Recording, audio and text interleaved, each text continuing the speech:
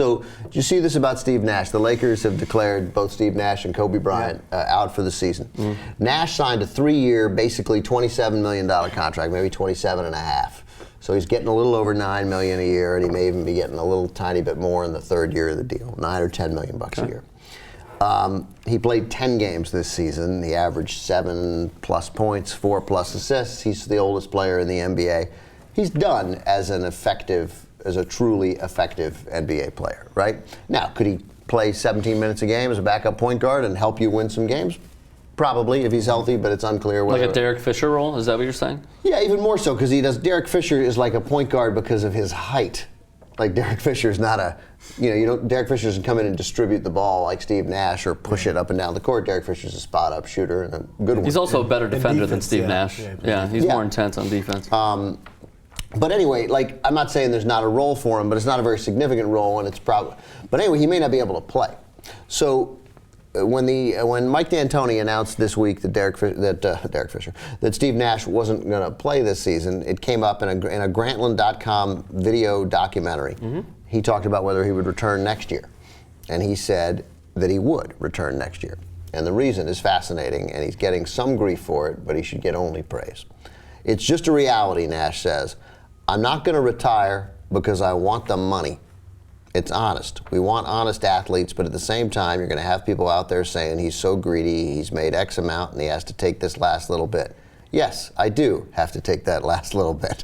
I'm sorry if that's frustrating to some, but if they were in my shoes, they would do exactly the same thing. I wouldn't believe for a minute that they wouldn't.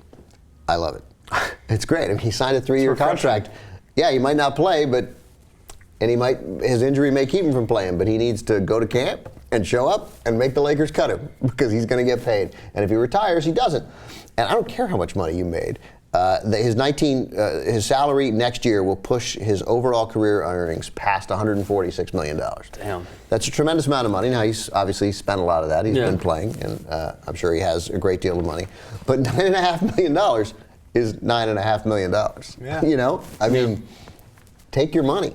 For the love of God, take your money. If anybody else who signs a contract in any other line of work would like to get the money that they expected when they first signed that contract. If you sign a contract and you're making $100,000, you're like, yes! Oh my God! And that's obviously pales in comparison to $27 million. But then if you go through this 3 years of your $100,000 per year, and after the second year, you're like, I'm a little tired. I'm gonna go ahead and I'm gonna stop. No, you're gonna take your last $100,000, dude. And you want your money. And you've negotiated. The union has negotiated a contract in this sport where that money's guaranteed. And did the Lakers not know he was going to be 40? Was that some sort of trick he played on them? No. So I don't even know if people are really criticizing him for it. But no one should. You don't have to walk away and help the frickin' Lakers. They signed you to the contract. And part of the reason that you chose the Lakers was because they gave you 3 years, and other people, and he considered going to Toronto, I think didn't give him 3 years. Maybe Toronto, but other people offered him 2. So part of the thing is, no, I want the guarantee. I want the years and the money. Yeah. So you take the money. It's not even... I don't know. I find it... And I love that he said it. And if he's limping and can barely play, or even you show up at camp, and you go to the trainer and I can't play, and then you're like, all right, I can't play. Send the check here. And I'm sure it's not like he's smiling about it. As we've seen, I'm sure it's in those particular documentaries about what's going on at the end of his career.